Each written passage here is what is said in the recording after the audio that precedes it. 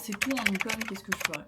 Bienvenue à vous sur cette vidéo YouTube. Bon, je fais un petit disclaimer parce que j'enchaîne direct, alors qu'avant il y avait une autre partie, mais j'ai pas trouvé nécessaire de la mettre dans cette vidéo, donc c'est pour ça que j'enchaîne direct, mais ne prenez pas ça en compte et soyez indulgents du coup pour cette première vidéo. J'ai pas de monteur pour l'instant, donc j'ai tout fait moi-même. Je sais pas trop comment ça fonctionne, mais en tout cas j'ai donné beaucoup de valeur, donc j'espère que cette vidéo vous plaira.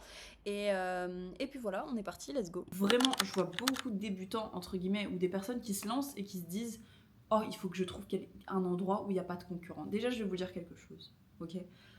Ce truc-là, moi, je l'ai appris il n'y a pas très longtemps, enfin, ça fait quelques années, mais en fait, on vous dit des choses qui sont fausses. Aller chercher un produit où il n'y a pas de concurrence, certes, c'est quelque chose de bien. Faut pas mélanger concurrence et demande. Concurrence, c'est quand il n'y a personne autour de vous, ok? Et du coup, vous êtes le monopole sur le marché.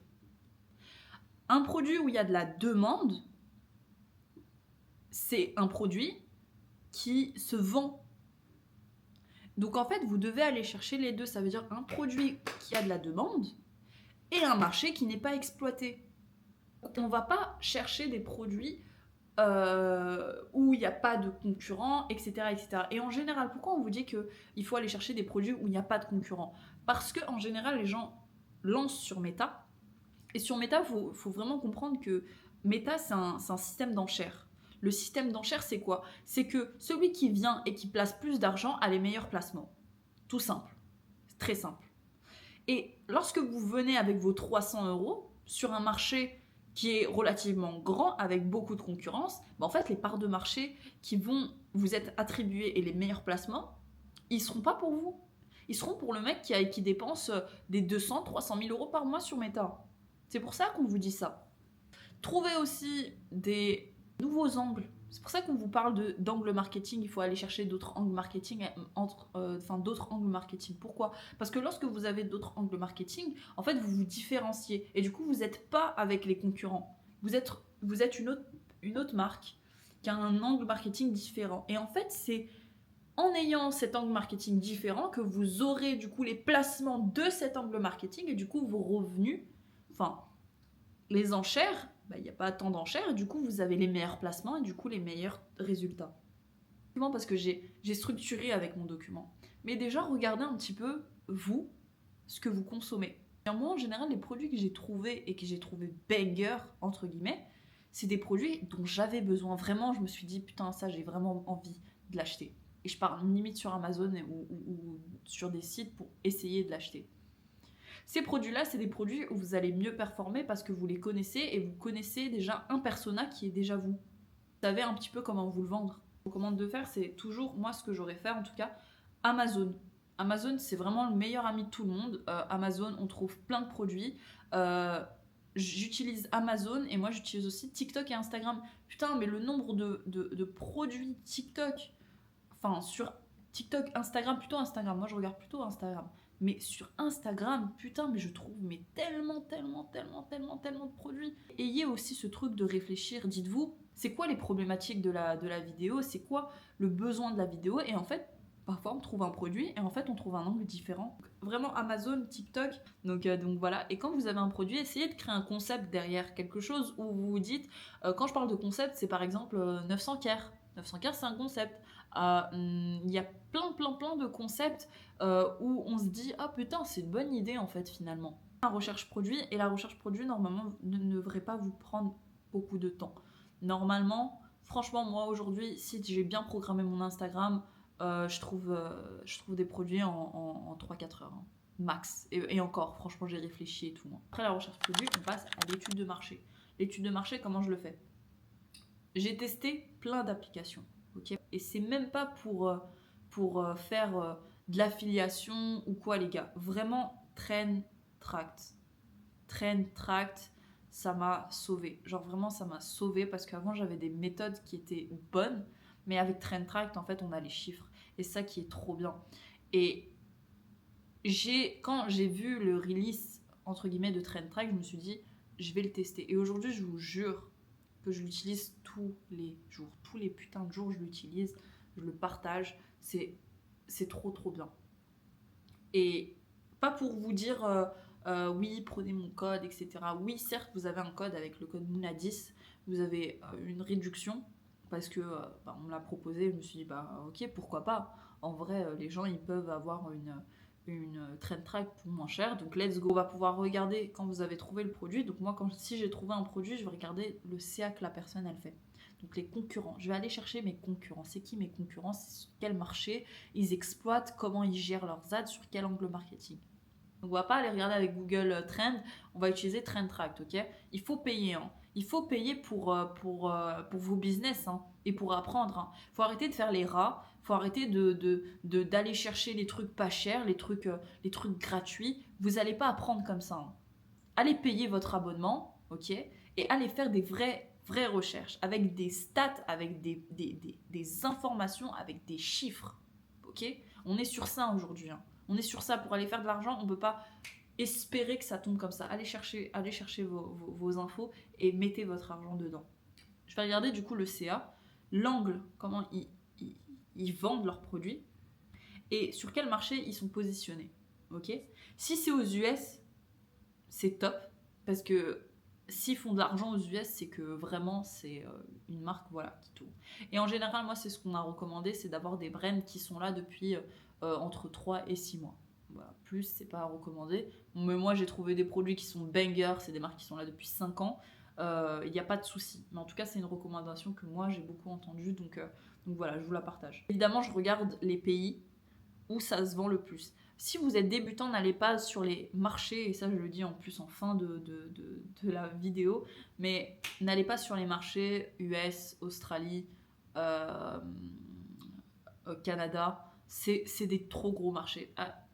Vraiment, restez sur les petits marchés, et je vais vous dire après lesquels faire. J'ai validé mon produit, il y a des concurrents, mais pas tant que ça.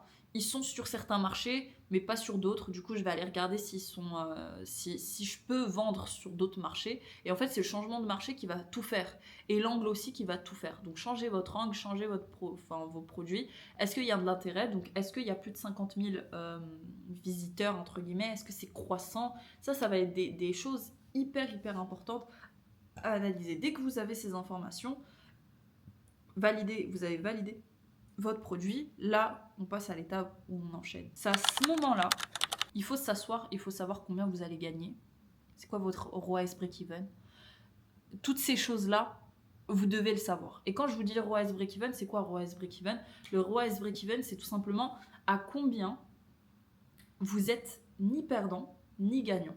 Ok? C'est votre retour sur investissement où vous êtes ni gagnant, ni perdant. En général, ok, si vous arrivez à avoir un ROAS de 0,345, c'est vraiment très bien. Là, vous êtes vraiment banger sur un bon produit. Vous pouvez vous laisser une marge pour dépenser sur Meta. Par contre, à partir de 1,6, 1,7 et plus, là, red flag. Red flag. Parce que, en fait, vous n'aurez pas assez de marge pour pouvoir gagner de l'argent. Il faut au moins... Et ce mythe de se dire, il faut faire au moins un x3, non, il ne faut pas faire un x3, il faut faire un x4, x5. Vraiment, hein, il faut aller chercher des vraies marges. Le but, c'est que vous vendiez le plus cher possible. Hein. Vraiment, hein, le plus cher possible, vous devez le vendre. Pas, il faut que je mette un prix élevé. Mais plus vous allez travailler sur votre offre et sur votre prix, plus vous allez être rentable, plus vous allez gagner de l'argent. Si vous arrivez à négocier en plus avec vos fournisseurs pour baisser un peu les prix ou trouver des techniques pour récupérer 1-2 euros, et en fait sur 2000 commandes, ça fait, si vous avez 2000 commandes par jour, au bout d'un moment, 2000 commandes par jour, vous avez négocié 1 euro, ça fait 2000 euros. 2000 euros que vous pouvez réinjecter. Ok? Donc vraiment, ça, ces choses-là, pour l'instant, c'est pas nécessaire si vous êtes au début, entre guillemets, où vous commencez. C'est pas des choses nécessaires, vous n'allez pas grappiller le moindre centime. Mais par contre, quand vous commencez à scaler, là, il faut y aller. Hein. Là, il faut y aller. Et ensuite, du coup, ça, c'est très important. ROAS break-even, ça va être très important. Dans mon accompagnement, d'ailleurs, je pose des accompagnements, mais très limités. Ça veut dire que je prends 5 personnes et ensuite je ferme. C'est comme ça que je fais parce que moi, j'ai mes brands. J'ai pas que ça à faire. Je prends même de mon temps personnel. Et ça, d'ailleurs, ça va changer, je pense, pour contacter les gens et pour leur dire, voilà, tu as rempli mon formulaire. Est-ce que tu veux être dans l'accompagnement? Je discute avec la personne. Je regarde si elle a une bonne vision. Je lui présente l'accompagnement, ce qu'il y a dedans, et franchement, ce qu'il y a, c'est banger. Pour tout ce que je vous dis, c'est banger. Vous retrouvez vraiment... Moi, je suis très fière. Je suis très fière de ce que j'ai fait. Banger. Je vous accompagne vraiment de A à Z. Et en fait, dans cet accompagnement, je vous montre tout ce qui est KPI, compréhension, ROAS break-even, etc., etc. Je vous l'explique beaucoup plus, ok? Et là, on va passer à une étape que moi, j'adore. Et j'ai fait une marque comme ça. Donc, j'ai lancé une marque il y a 1 an de ça, en 24 heures, avec 0 €. Voilà. J'ai lancé une marque en 24 heures. Comment j'ai fait? Il y en a beaucoup qui vont me dire mais comment t'as fait? What? 24 heures, c'est pas possible. Mais en fait, j'avais trop la haine, j'avais trop la rage, j'avais une boutique qui ne fonctionnait plus à ce moment-là. J'étais coach, donc j'ai aidé des élèves à lancer des boutiques, j'étais payée des cacahuètes. Et en fait, je me suis dit, et c'est pour ça que je vous parlais de la haine, je me suis dit, en fait, moi, est-ce que je suis une grosse conne? Est-ce que je suis une grosse teubée? Et la meuf, elle écoute Andrew Tate, hein. Ça veut dire que tous les jours elle a du Andrew Tate et tout, mais moi je fonctionne comme ça. Est-ce que je suis vraiment conne pour arriver à un stade où j'enseigne aux gens, mais moi j'arrive pas à faire moi-même des business avec un petit peu d'argent? Et là je m'étais dit, ok, là si j'arrive à faire quelque chose, je me remettrai plus jamais en question comme quoi je suis une personne entre guillemets qui est syndrome de l'imposteur. Ok, plus jamais. J'ai commencé, je me suis dit, à la fin de la journée, j'ai ma première commande. 0 €, j'ai pas touché l'ADS, rien du tout. J'avais ni fournisseur, j'ai mis des produits sur mon site internet. J'ai trouvé un produit, entre guillemets, c'est pas un produit, hein, c'est du vêtement. Ok? C'est du vêtement. Et en fait, j'ai pas lâché. J'ai pas lâché, j'ai continué à travailler en tant que coach. J'ai posté et en fait, j'ai eu ma première vidéo virale. Le process recommence. Mais avec d'autres techniques, cette fois-ci, j'avais des connaissances, j'avais des compétences, j'avais appris avec des formateurs. Et en fait, je continue à poster. Première vidéo virale, je fais 1 000 €. Je continue. Le mois d'après, je fais 2 500. Je continue. Le mois d'après, je fais 3 500. En orga, hein. J'ai pas touché d'ads. Hein. Je m'associe avec une fille, d'ailleurs, Manel. J'en parlerai dans une autre vidéo. Les associés, franchement, il y en a beaucoup qui sont pas bons. Mais moi, comme je vous dis, Dieu, il m'a tellement donné que c'est fou. Grâce à elle, et c'est pour ça que je dis pas que j'ai réussi toute seule, c'est grâce aussi à elle. Elle est un peu dans l'ombre et je pense que je la laisserai encore dans l'ombre, je la protégerai. Mais cette fille-là, elle m'a aidée, elle m'a soutenue. Même quand on perdait de l'argent, elle était là. Et quand on en gagnait, elle était là. Et elle m'a jamais, entre guillemets, pas fait confiance. Et on a d'autres projets pour cette brand. Et je suis très fière, mais étape par étape. Étape par étape. Et ça, c'est tout simplement la force du branding. Le branding, c'est quoi? C'est tout simplement la façon de créer une image de marque puissante qui vous permet, entre guillemets, de justifier des prix élevés et d'avoir une image qui va vous amener à votre objectif. Moi, ce que j'aurais fait, du coup, j'ai mon produit, j'ai tout. Je vais sur un branding et en général un branding, un positionnement semi-premium. Pourquoi semi-premium? Parce que l'argent est chez les riches. L'argent est chez les personnes qui sont capables de dépenser. Quand on n'a pas d'argent, on n'achète pas en général. Et en fait, moi, je ne préfère pas aller sur ces marches, enfin sur ces positionnements. Je fais une forte valeur perçue. On est les meilleurs parmi les marques, entre guillemets. Et j'ai une phrase. Ça veut dire que je propose ta ta ta ta ta ta à ta ta ta ta ta ta pour qu'elle se sente ta ta ta ta ta ta ta et qu'elle puisse ta ta ta ta ta ta. Voilà. Il faut que en une phrase vous pouviez expliquer ce que vous offrez avec votre produit et que ça soit impactant, vraiment impactant. Ok, et aller chercher de l'argent là où il y en a, c'est-à-dire avec des gens qui ont de l'argent. Donc des personnes qui ont un travail, des personnes qui ont je vous dis n'importe quoi, mais les personnes un peu plus âgées, ça c'est des personas qui ont de l'argent. Un logo, Ok, un logo, vous m'enlevez tout ce qui est images, petits cryptogrammes et tout. On va faire simple. On va faire ça. Là, on veut chercher de l'argent, on va faire simple. Vous me faites un logo écrit. Ok, juste écrit comme Dior, comme une écriture avec une police différente qui fait pas gamin, qui fait propre. En général, moi j'utilise Season. Un nom de marque qui est prononçable, ok, et qui rend bien sur votre marché. Et c'est tout. Et vous prenez une couleur principale, le reste ce sera du blanc, ok.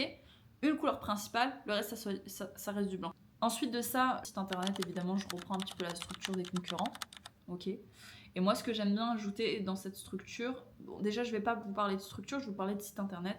Moi, personnellement, j'utilise des thèmes Shopify, c'est les meilleurs. Ok, ça coûte une blinde. Moi, j'ai la possibilité d'avoir un insider, du coup, qui propose ces thèmes-là pour pas grand-chose. Du coup, il a les licences, il vous les met sur votre Shopify. Donc, si vous avez besoin, vous pouvez me contacter et je vous donnerai le contact entre guillemets. On reprend la structure des concurrents, enfin en tout cas du concurrent le plus performant si je peux dire ça comme ça. Et moi ce que j'aime bien ajouter c'est tout ce qui est avis client, UGC et aussi tout ce qui est badge de confiance, etc. Ça doit obligatoirement être sur votre site internet. Le plus important ça va être la page produit. La page produit c'est le nerf de la guerre. Déjà, comment vous allez structurer votre page produit, c'est en fonction du coup de votre concurrent. Ce qui va être important, ok, c'est de reprendre un petit peu les mêmes codes que Amazon en soi. Les images que vous défilez quand vous êtes sur le téléphone. Donc la première image avec le produit, la deuxième image comment ça s'utilise, la troisième image avec des avis clients, la quatrième image, voilà, un peu comme à la Amazon, ok. Et vous mettez toutes ces informations, vous faites ça sur Canva et vous mettez ça bien. Ok, donc quand on swipe, on a déjà toutes les informations. Us vs others, eux vs moi, etc., etc. Vraiment, vous faites des belles images quand on swipe, ça soit cohérent et qu'il y ait les informations. Ensuite, juste en bas, vous allez avoir le nom du produit, ok, le prix, et ensuite vous allez lister entre guillemets en bullet point, en petits points, les bénéfices clients. Ça veut dire que quand les gens ils utilisent votre produit, qu'est-ce qu'ils ont? Pas forcément il est petit en taille, etc. etc. Si on dit il est petit en taille, le bénéfice de vente c'est peut se mettre partout, on peut le transporter partout. Donc, mieux organisé. Voilà, je vous dis n'importe quoi. Si on se dit il est hypoallergénique, je vous dis n'importe quoi, hypoallergénique, le truc vous empêche d'avoir des réactions allergiques. Vous voyez ou pas? Vraiment faire quelque chose comme ça. Donc ensuite, tout va dépendre, comme je vous ai dit, de la structure. Moi, je mets tout le temps, du coup, des arguments de vente, des arguments émotionnels. Donc, de vente, c'est tout simplement quand on le vend, c'est quoi qui va changer dans leur vie. Émotionnel, qu'est-ce qui va changer émotionnellement dans leur vie. Donc, je vous dis n'importe quoi, préserve votre famille. Ça, c'est émotionnel. Ok, vous permet d'avoir un dos plus musclé. On est sur de la vente. Ensuite, moi, j'aime bien ajouter des UGC, utiliser section store, et puis on est beau. On continue. On est sur l'étape test. Tester à peu près 4 angles marketing, 4 à 5 angles marketing. Au Créa, on va tester ces 4 angles marketing les plus importants. Je vais faire des images fixes, à peu près les mêmes, sur le même produit, pour aller chercher, entre guillemets, l'angle qui performe le plus. Donc, je vais mettre le produit sur une image. Je vais écrire un truc qui représente l'angle, un CTA, un call to action, et je la lance en CBO. Je préfère le faire parce que je considère qu'il faut que je sache quel angle est le plus performant avant de faire vraiment des itérations, enfin des vidéos, etc., etc. Évidemment, je ne me dis pas que ok, cet angle il marche plus, je fais que des vidéos comme ça. Non. J'ai testé, je vois que celui-ci est plus performant que les autres. Je vais aller chercher des meilleures choses, des meilleurs formats, des meilleures créatives, etc., etc. pour cet angle en particulier. Les autres aussi, je vais le faire, mais je vais être beaucoup plus poussée sur cet angle marketing. Et ensuite, je vais regarder les chiffres et je vais m'adapter, toujours. Ensuite, lorsque j'ai eu mon info, je vais pouvoir faire 5 formats de créative par créative. Là, vidéo, photo, fixe, tout. Si vous pensez que les vidéos performent plus, parfois vous avez tort. Les photos, les formats carrousel ou bien images performent plus. Des fois, elles sont même moins chères pour vous. Ce qui va vous faire gagner de l'argent, c'est le testing. Plus vous avez un budget pour le testing, plus vous allez performer, plus vous allez pouvoir faire de créatifs. Donc c'est vraiment les créas et le site, le nerf de la guerre. Créa, site. Branding aussi un peu, mais créa, site internet, page produit entre guillemets. Renvoyez sur votre page produit, ne renvoyez pas sur votre page d'accueil, s'il vous plaît. Moi j'ai fait beaucoup cette erreur et il faut pas. Parce que je me dis, ah la page d'accueil c'est beaucoup mieux. Non, précis, on va droit au but, ok? Voilà. Et on lance tout ça en broad. Donc en broad, un angle marketing, on a les créas, ok?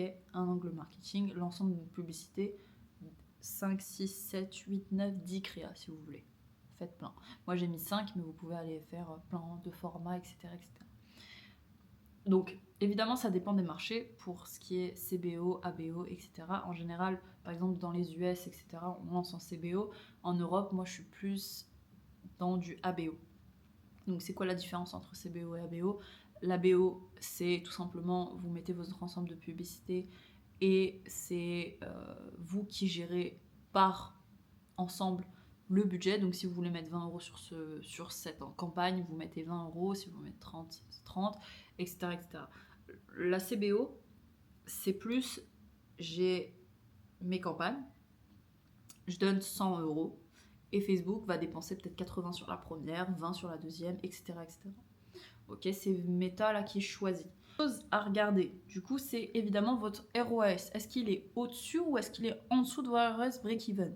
Vous vous rappelez, si on a un ROAS break-even de 1,5, bah, si on fait 1,8, 1,9 sur notre campagne, on est rentable. Si on fait 1,2, 1,3, on n'est pas rentable parce que notre ROAS break-even il est à 5. Si surtout, une chose très importante, lorsque vous lancez sur un nouveau pixel, donc un pixel qui est froid, vos CPM, ils sont très très très élevés. Je vais vous donner une astuce comment faire baisser vos CPM, et ça a été dit par plusieurs e-commerçants.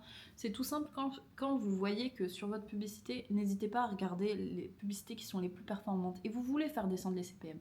Les CPM, ce qui va les faire descendre les CPM, c'est l'interaction sur votre publication. Vous faites quoi? Vous créez des comptes sur Facebook, quoi, je dis n'importe quoi, prenez des comptes de vos amis ou quoi. Et lorsque vous voyez un commentaire, répondez aux commentaires en posant une question ou en disant aux gens, par exemple, je vous dis n'importe quoi, on vend un produit pour les chiens, et il y a une personne qui commente, oh, je l'ai acheté, enfin c'est cool. Ou il dit quelque chose, ok? Et il est trop bien pour mon chien. Répondez à ce commentaire, merci pour votre message ou quelque chose comme ça, merci. Est-ce que vous pouvez nous envoyer une photo de votre chien? Ok? Exemple, ok?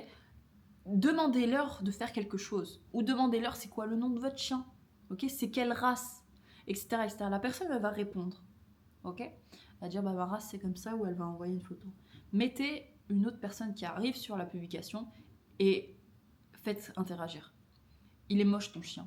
Ou c'est quoi ce nom? C'est le nom d'un fruit. Pourquoi tu l'appelles comme ça? Et en fait, ça va parler, ça va parler, ça va parler, ça va ramener plus. Mais Facebook, il s'en fout.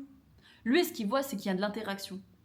Ok? Et ça va vous faire baisser vos CPM. Ça, c'est vraiment une astuce qui est hyper violente. Dans les stats CPM, CPC, etc., tout va dépendre des marchés. Si vous êtes sur le marché français, les CPM, ça va être aux alentours de 14 €, 15, 20 max. Sur les marchés US, ça va être du 80.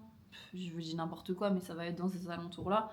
Mais le plus important, c'est votre ROAS break-even. Et surtout, plus le marché est grand, plus votre pixel doit s'optimiser et prend du temps à s'optimiser. N'attendez pas 3, 4, 5 jours avant de comprendre si une créa elle est bonne ou elle est pas bonne.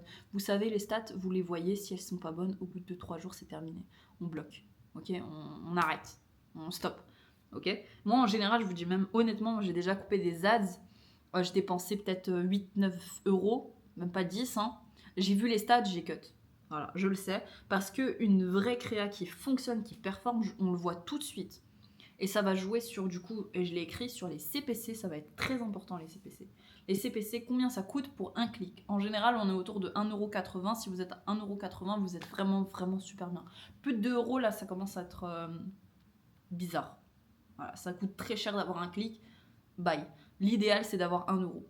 Franchement, 1 euro de CPC, c'est très, très, très bien. Plus vos CPC sont bas, plus les clics vous allez avoir plus de clics, plus de gens qui vont arriver sur votre site. Plus vous avez de clics, bah du coup, plus vous allez pouvoir vendre, logiquement, parce que bah, y a plus d'ajouts au panier, plus de trucs. Donc voilà, évidemment, vos créatives sur Meta vous permettent d'envoyer des gens sur votre site. Les gens sur votre site, quand ils arrivent sur votre site, son but, c'est de convertir. Donc si vous n'arrivez pas à convertir, c'est soit vous avez envoyé les mauvaises personnes, soit votre page produit n'a pas bien vendu aux personnes. Ok? Donc si vos stats sont banger, mais que vous n'avez pas de vente, c'est sûrement votre site le problème, ou bien votre angle, ou bien la façon dont vous marketez, ou bien votre offre. Ok? Donc ça va être les CPC, hyper important. Moi, je vois beaucoup de gens du coup qui regardent pas trop les CPM. Les CPM, c'est hyper important. Et moi, je l'ai compris quand j'ai lancé mes marques, en fait. C'est que j'avais des CPM... je me rappelle par exemple sur Pinterest, j'avais des CPM à 50 centimes. Aux US, des CPM à peut-être 15 euros. 15-20 euros, et encore franchement, je me rappelle plus exactement, mais dans ma formation branding sur mon accompagnement, j'avais mis le dashboard avec du coup les CPM. On avait plus de 1 million d'impressions pour rien du tout. Donc voilà, ça c'est parce que après je montre aussi, j'ai une formation organique qui montre comment faire de l'organique, du coup comme moi ce que j'ai fait avec ma brand, et comment faire baisser vos statistiques sur Meta. C'est-à-dire que c'est un levier qui va faire toute la différence, quoi. Donc voilà, CPM, très important. Coût par ajout au panier aussi, ça va être très très important, les coûts par ajout au panier. Plus le coût par ajout au panier il est élevé, plus la conversion va être chère, entre guillemets, va vous coûter cher, donc coût par achat va être hyper cher. Donc plus vous avez un coût par ajout au panier bas, et c'est ce que vous devez chercher avec l'offre, avec la façon de présenter le produit, envoyer les bonnes personnes, avoir vraiment une offre qui est banger, plus vous allez convertir. Okay, parce que si vous vous faites ramener des gens sur votre site internet qui réussissent à ajouter au panier, je vous dis n'importe quoi, vous avez 5% de taux d'ajout au panier, en fait 5% ça va pouvoir vous faire peut-être 2% en étape de paiement, et étape de paiement ça va vous faire peut-être 1%, 1,5%, et du coup c'est un taux de conversion qui est acceptable, qui est pas dégueu mais qui est acceptable, et c'est tout de suite corrélé aussi au CPM, aux choses comme ça. Mais coût par ajout au panier, vraiment, s'il est entre 2, 3, 4, 5 euros, là vous êtes vraiment bien, là vous vous en sortez. Et je vous ai dit, tout va passer sur l'offre. Au début, ne mettez pas un prix trop élevé sur votre produit, parce que le but au début c'est de chauffer le pixel, c'est d'avoir vraiment des infos. J'ai mis un petit peu les offres qui seraient intéressantes. 1 + 1 gratuit, c'est banger. Moins 50% en justifiant votre offre, c'est aussi banger. Donc voilà, allez chercher l'offre, regardez chez les concurrents comment ils font pour vendre, est-ce qu'il faut ajouter des cadeaux, des upsells, comment vous pouvez atteindre un panier moyen. Et ça, il faut aller le faire, hein. Un panier moyen élevé, hein. Il faut que votre panier moyen il soit élevé, le plus élevé possible. Donc proposer des alternatives, des offres, des upsells ou des downsells pour, entre guillemets, faire augmenter un petit peu vos trucs, des abonnements, des choses comme ça. Vraiment aller chercher tout pour vendre plus, ok? Donc voilà, et comme je vous ai dit, je l'ai noté en dessous, j'évite les marchés un peu trop gros si vous êtes débutant, si vous y connaissez pas. Et je vais plus privilégier la France, les UK, l'Allemagne, la Suisse et tous ces pays-là qui sont bangers. Et vous n'hésitez pas à aller voir aussi d'autres pays qui sont développés et où vous pouvez livrer là-bas. Ce qui va tout changer, c'est vos créatives. Donc plus vous allez faire de créatives, plus vous allez être performant, plus vous allez comprendre, vous allez comprendre du coup les créas qui fonctionnent, les formats qui fonctionnent. Et investissez. On ne reste pas attaché à une marque. Ok, si au bout d'un mois ça fonctionne pas, on passe à autre chose. On est bon? Voilà. Parce que le fait d'être attaché, et moi je l'ai expérimenté, je parlais beaucoup d'argent, bah en fait ça vous crée juste plus de problèmes. N'hésitez pas à être flexible. Donc voilà. Pour Meta, pas de budget à 300 € s'il vous plaît. Allez dépenser un peu d'argent ou bien formez-vous. C'est très important parce que en fait, si vous ne vous formez pas, vous allez perdre votre argent sur Meta. Si vous perdez votre argent sur Meta, vous allez apprendre et du coup vous n'avez pas besoin forcément d'une formation entre guillemets, mais ça va vous coûter plus cher, enfin en tout cas moi de l'expérience, plus cher en perdant, en mettant votre argent sur Meta et en allant comme ça à la one again en espérant comprendre, plutôt que d'investir dans une formation. Vraiment, vraiment, et c'est même pas pour vendre, rien du tout. Allez investir dans votre putain de cerveau. Allez regarder comment les gens font et écouter les gens qui font ces choses-là et qui apprennent et qui ont appris pour vous récupérer cette data et l'utiliser à bon escient sur votre business. Vous n'allez jamais vous faire seul. C'est pas en étant seul que vous allez réussir. C'est avec des gens compétents qui vont vous apporter. Et quoi de plus égoïste de se dire qu'on va réussir tout seul et qu'on va se faire tout seul, alors que pas du tout. Pas du tout, pas des gens qui font de l'argent. Écoutez les bonnes personnes, pas les mauvaises, qui vous disent que vous allez être millionnaire du jour au lendemain. Moi, ça a été un process, ça a été des années de galères, et encore aujourd'hui, j'ai des galères, et ça va être comme ça, et je les ai acceptées, et c'est la vie que j'ai décidé de mener. Et puis voilà, mindset, très important. Et puis j'espère que cette vidéo, elle vous aura plu. J'espère que je vous ai donné toutes les informations dont vous avez besoin, que ça a pu répondre à beaucoup de vos questions. Et puis je pense qu'on va se retrouver dans une prochaine vidéo. Et puis voilà, passez une bonne soirée, une bonne journée, et je vous dis à la prochaine. Peace!